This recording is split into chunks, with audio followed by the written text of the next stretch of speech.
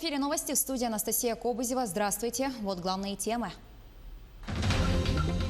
Регулярная дезинфекция проводится на паромной переправе Якутск-Нижний Бестях. Перевозчики обрабатывают судно гипохлоритом натрия. Шестой день голосования по поправкам в Конституцию. В ряде районов Якутии основной поток избирателей ожидают завтра, 1 июля. Как этим летом отдохнут воспитанники Алданского центра семейного устройства? Расскажем в этом выпуске.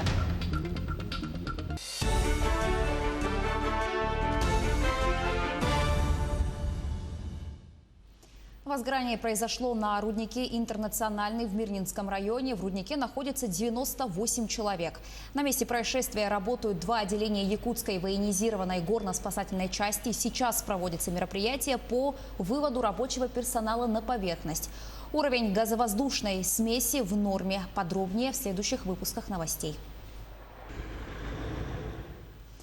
Регионы России начинают возвращаться к привычной жизни. С 1 июля в стране начнется полноценный туристический сезон. Об этом сообщил глава правительства Михаил Мишустин на оперативном совещании со своими заместителями. Пока что загрузка гостиниц и санаториев колеблется от 20 до 30%. Чтобы ускорить восстановление туристической отрасли, Кабинет министров включил ее в перечень наиболее пострадавших отраслей. Возвращается и культурная жизнь. Снова открывают свои двери крупные федеральные и региональные музеи, парковые комплексы. Постепенно возобновляются спортивные турниры, а в конце августа Россия планирует принять первые международные соревнования. В Казани пройдут игры СНГ, на которые съедутся профессиональные спортсмены из 11 стран. С 15 июля в России открываются кинотеатры. Регулярная дезинфекция проводится на паромной переправе Якутск-Нижний Бестях. Это необходимо для того, чтобы не допустить распространения коронавирусной инфекции в регионе.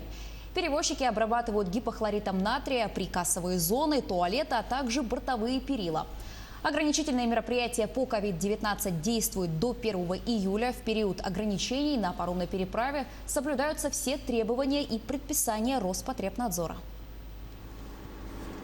По рекомендации Роспотребнадзора и, соответственно, по распоряжению Министерства транспорта Республики в июне месяце мы приступили к постоянной обработке судов, дезинфицирующими средствами, которые получили, опять же, при помощи Министерства транспорта на водоканале, концентрированное дезинфицирующее средство. Его разбавляем, и после каждого рейса, который в Якутске находится паром, без автомобилей и пассажиров, производит силами экипажа обработка поверхностей контактных. Это прежде всего касса, где пассажиры соприкасаются, туалетные комнаты, это поручни, сиденья, где могут прикасаться руки либо тела наших пассажиров. ЛОР продолжает выполнять социальные рейсы по перевозке грузов по маршруту Якутск-Нижний Бестях-Якутск.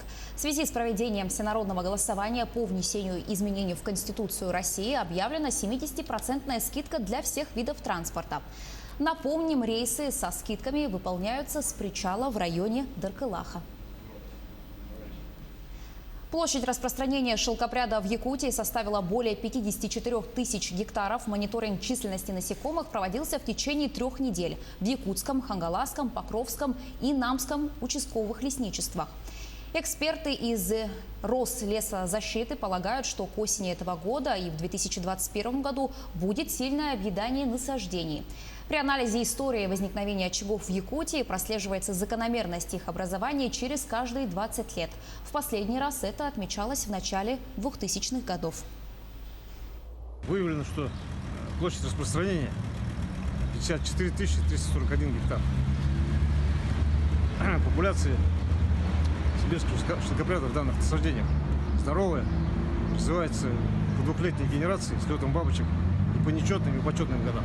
То есть присутствуют 2 колена примерно в одинаковом количестве, что позволяет предположить, что к осени этого года и в следующем году будет сильное объедание бесценичных насаждений. С 1 июля в Якутии, как и по всей стране, начнет действовать специальный налоговый режим для самозанятых. До этого пилотный проект действовал в 23 субъектах России и показал свою эффективность. На сегодняшний день преимущества налогового режима оценили более 760 тысяч россиян. Он рассчитан на нянь, репетиторов, водителей, программистов, кондитеров. Одним словом, для тех, кто работает на себя. Пройдя простую и быструю процедуру регистрации в мобильном приложении, самозанятые получают официальный статус и могут пользоваться мерами поддержки, доступными легальному бизнесу. 2 июля Центр «Мой бизнес» при Министерстве предпринимательства будет проводить горячую линию для предпринимателей, а также желающих стать самозанятыми. С 14 до 16 часов 2 июля можно позвонить на телефон горячей линии 8 800 100 ровно 58 80 и получить полную информацию о том, как стать самозанятым. Кроме того, на портале малого и среднего предпринимательства у нас открыта специальная вкладка о самозанятых, где также представлена вся информация о том, кто может стать самозанятым, что для этого нужно. Недропользователи, которые работают на территории Якутии, должны в первую очередь привлекать местные кадры. Такой пункт, по мнению главы Мирнинского района Решата Юзмухаметова, должен появиться в новой национальной программе социально-экономического развития Дальнего Востока. Напомню, что президент России Владимир Путин поручил правительству в 3-месячный срок утвердить этот документ на период до 2024 года и на перспективу до 2035 года. К сожалению, в настоящее время мы видим совершенно противоположное, что все основные месторождения нефти и газа разрабатываются, в том числе на территории Республики Саха-Якутия, да и у нас в Мирнинском районе, с привлечением вахтовиков, то есть приезжей силы. Во-вторых, я очень надеюсь, что в новой национальной программе будет прописана обязанность недропользователей вкладывать часть своей прибыли в социально-экономическое развитие территорий, на которые они ведут добычу того или иного минерального сырья. То есть в развитие образования, подготовку кадров, строительство жилья и, самое главное, в развитии здравоохранения, что особенно актуально сейчас в условиях пандемии, в борьбе с распространением новой коронавирусной инфекции. И в-третьих, я надеюсь, что на федеральном уровне наконец-таки будет узаконен статус вахтовых поселков, которые в настоящее время, к сожалению, являются государством, а должны быть все-таки находиться под контролем региональных и местных властей. Жители Мегино-Кангаласского района продолжают голосовать по поправкам в Конституцию. Как и по всей стране, избирательные участки работают с 25 июня. В связи с пандемией соблюдаются все эпидемиологические нормы. Каждому участнику голосования при входе выдают средства индивидуальной защиты и измеряют температуру тела. Ежедневно по микрорайонам работает выездная комиссия по заявлениям. Голосовали в помещении 204 участника. Вне помещения, это значит на дому, 187 участников. Itого у нас, по данным на 28 июня, составляет 391 участников. Это 24%. По итогам могу сказать, что население участвует активно, но в основном среднего и старшего возраста. Голосование проходит и в самых отдаленных территориях Якутии. В Верхоянском районе более 8 тысяч избирателей.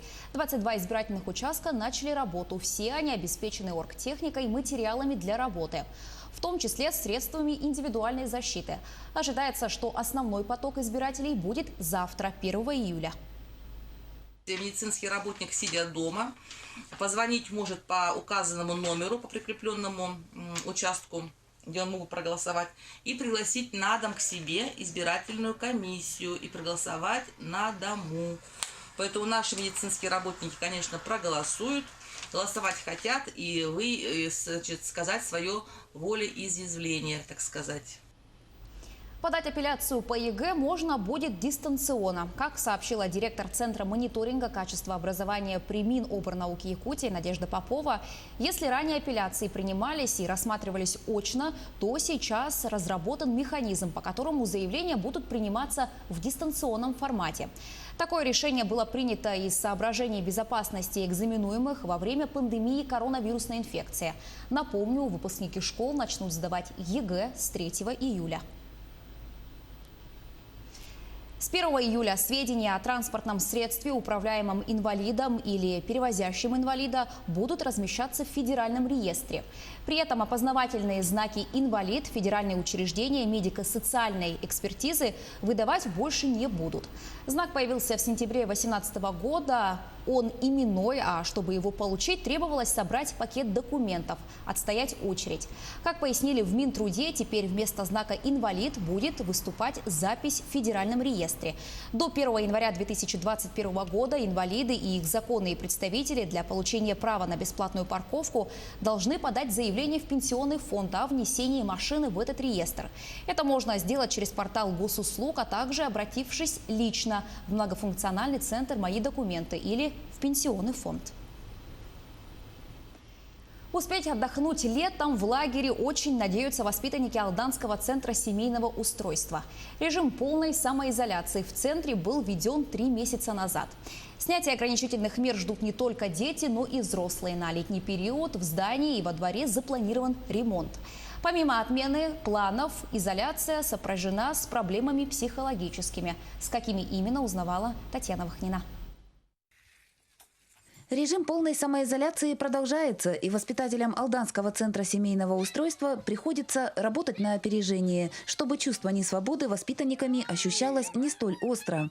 В весенне-зимнюю пору в учебный период домоседство переносится куда проще, нежели на летних каникулах. Наверное, не осталось игр и забав, в которых мальчишки и девчонки не попробовали бы силы.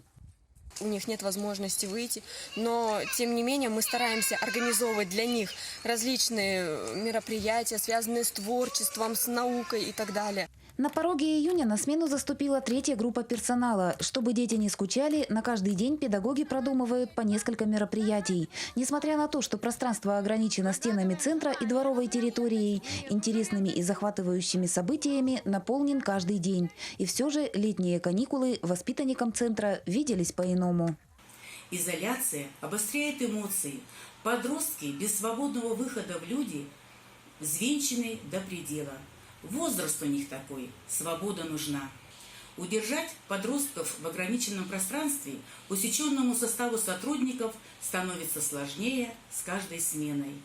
Острота от разочарований, вызванных внесенными вирусом коррективами, притупилась, и сейчас дети и взрослые строят планы на будущее, когда жизнь войдет в привычную колею. В Алданском районе эпидемиологическая ситуация стабильна, постепенно вводятся послабления. Дети и педагоги с нетерпением ожидают снятия ограничений. Этим летом, как и всегда, дети рассчитывали на поездку в наш лагерь «Берег дружбы», но, к сожалению, по сей день пока еще не решен этот вопрос. Когда режим полной самоизоляции будет отменен, в центре начнется ремонт. Работы планируются как в здании, так и во дворе. Приближается новый учебный год, к которому мы должны подойти с подготовленным, отремонтированным нашим зданием общежития.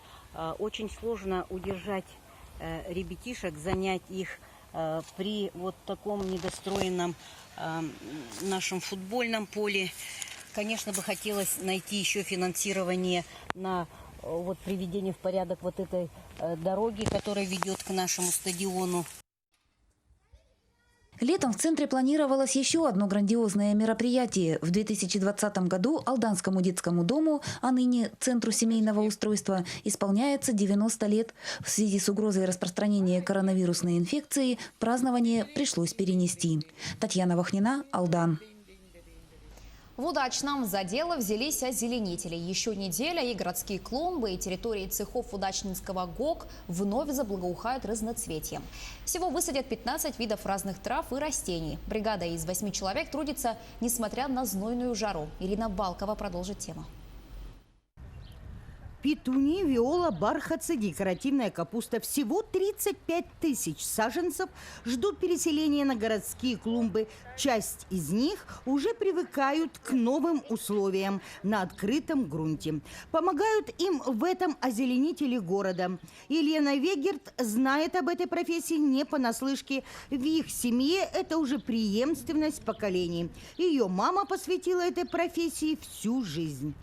В северных широтах у нас растение является роскошью, поэтому цветение тепличное – это незабываемое зрелище. Вы когда-нибудь придите к нам в теплицу, когда она цветет, и насколько это радует душу, глаз, и как-то поднимается настроение.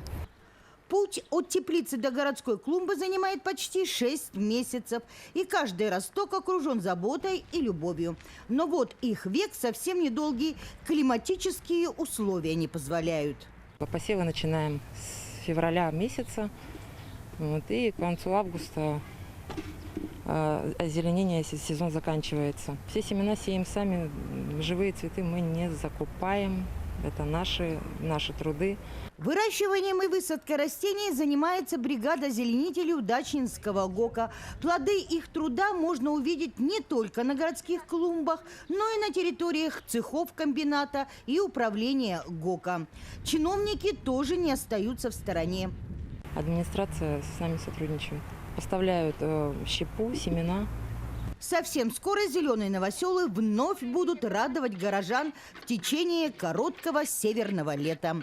Ирина Балкова, Денис Сиротин, телеканал «Алмазный край». Наши корреспонденты продолжают следить за развитием событий. Не переключайтесь.